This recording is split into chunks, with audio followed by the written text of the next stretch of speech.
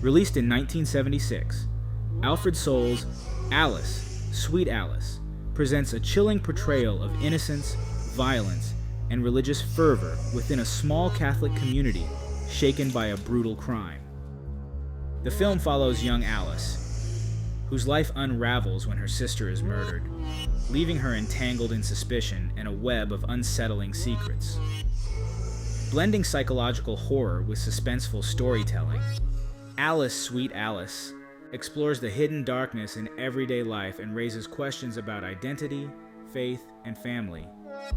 Originally titled Communion, Alice, Sweet Alice, directed by Alfred Sole, is a psychological horror film that tells the disturbing tale of a small Catholic community torn apart by a brutal murder of a little girl, with themes of innocence, family, and faith twisted into a story of suspicion and deception. The film is much more than a conventional thriller. It dives into the unsettling aspects of childhood and religious fanaticism, crafting a narrative that builds suspense and dread with each twist. With its Hitchcockian suspense and unnerving portrayal of youthful innocence marred by violence, Alice, Sweet Alice challenges viewers to question the masks people wear, both literal and metaphorical. The film opens at St. Michael's Parish Girls' School in Paterson, New Jersey. The film introduces the Parker family, young sisters Alice and Karen and their mother Catherine, visiting Father Tom, a priest at the school. Karen, played by a young Brooke Shields, is the younger of the two sisters and the favorite.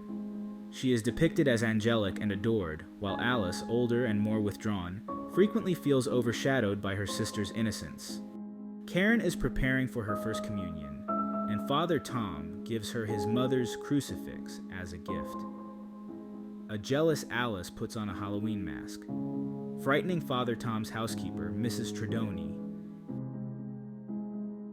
After they leave, in one of the most suspenseful moments of the film, Karen runs after Alice for stealing her doll through an abandoned building.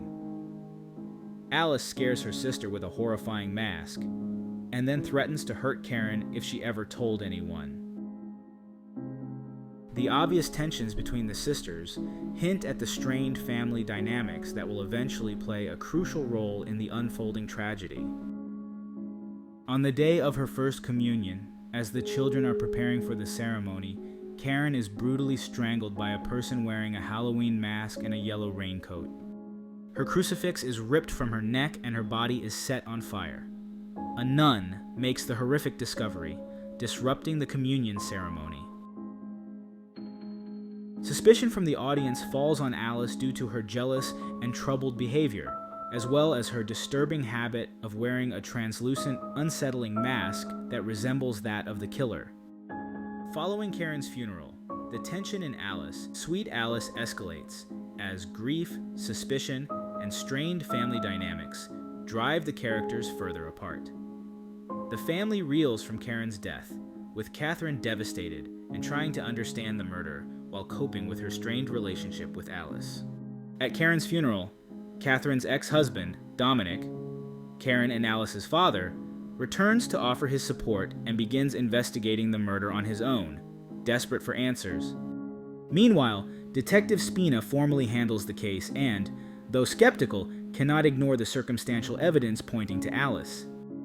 With Alice as the primary suspect, the story delves deeper into her character, presenting her as a complex and emotionally tormented child. Catherine sends Alice to deliver a rent check to their landlord, disgusting Mr. Alfonso, and he attempts to attack her. Alice escapes by threatening to kill his cat, but this is another aspect showing her complex behavior. Is she violent, or was she just smart and able to get away from a would-be attacker? The conflict escalates when, shortly after moving in, Annie is attacked by the same masked, raincoat-wearing figure, who stabs her and leaves her wounded but alive. At the hospital, Annie claims that Alice tried to kill her. Alice is detained and takes a lie detector test, insisting that her dead sister Karen is the one that attacked Annie, but Alice is still sent to a psychiatric institution for evaluation.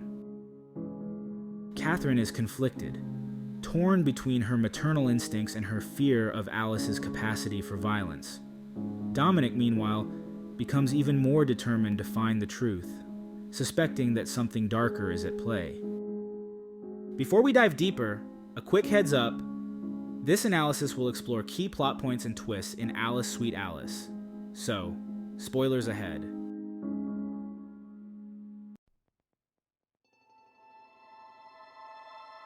As the plot unfolds, Dominic receives a hysterical phone call from someone claiming to be Annie's daughter, Angela, saying that she has Karen's crucifix.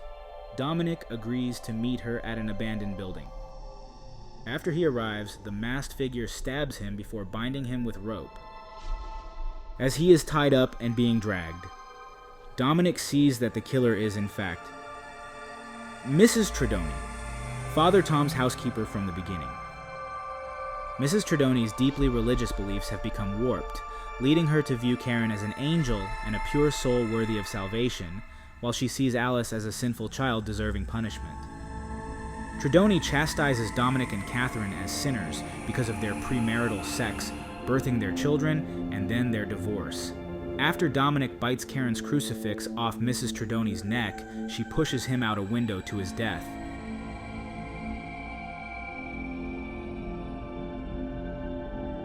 When Catherine visits Father Tom to seek comfort and answers, she is instead greeted by Mrs. Tredoni, who begins to reveal her twisted beliefs about sin and punishment. It turns out that her daughter died on the day of her first communion, a loss that profoundly affected her mental state. She believes that children, like her daughter, suffer as a consequence of their parents' sins, a belief that distorts her grief into a fanaticism that frames children as instruments of redemption or punishment. Father Tom's arrival abruptly grounds Catherine back in her own reality when he delivers the devastating news that Dominic has been killed.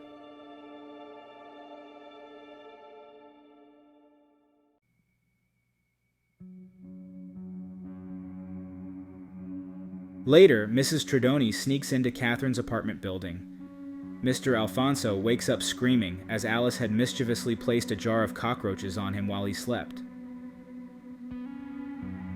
Mr. Alfonso encounters Mrs. Tredoni in the staircase and mistakes her for Alice. When he shoves her against a wall, grabs her as she tries to escape the stairs and takes her mask off, she stabs him to death and flees. Detective Spina witnesses her running out maskless through the back door. The film's climax occurs when Mrs. Tredoni returns to the church to receive communion. However, Father Tom, now aware of her actions, denies her the sacrament, and she lashes out in a desperate, violent frenzy.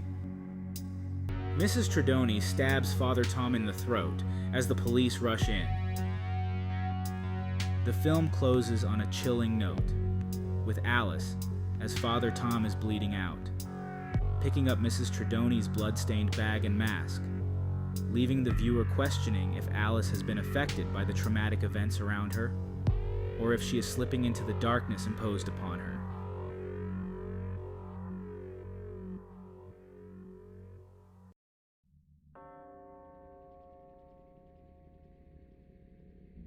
Alice, Sweet Alice holds a unique place in horror history.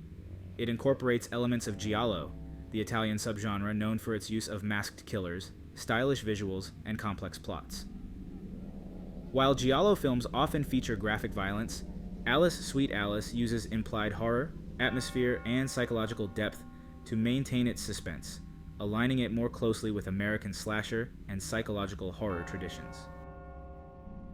In blending these styles, the film carved out a distinctive niche within horror, appealing to fans of both classic thrillers and more intense psychological studies. At the heart of Alice, Sweet Alice lies a critique of religious hypocrisy and moral rigidity. The film delves into the dangers of blind devotion through the character of Mrs. Tredoni, a pious woman whose religious fervor masks her disturbed psyche. Mrs. Tredoni embodies the fanaticism that can arise from misinterpreted faith, as her obsession with purity and innocence drives her to commit murder in the name of righteousness. The film also addresses the concept of lost innocence, focusing on Alice as a child caught in a cycle of suspicion and trauma. Though Alice is not a murderer, she is frequently alienated, misunderstood, and scapegoated by her family and community. The film raises complex questions about how children internalize trauma, suggesting that adults' harsh judgments and misunderstandings can push young people into isolation, forcing them to adopt the very roles others accuse them of. In the end, Alice Sweet Alice leaves us with an unforgettable impression of horror that goes beyond the supernatural or fantastical. By rooting its terror in everyday experiences, childhood, family dynamics, and religious fervor, the film forces us to confront the disturbing idea that danger and darkness can reside in the places we often find most comforting. Thank you for watching, and I hope this video has shed new light on this disturbing yet fascinating film.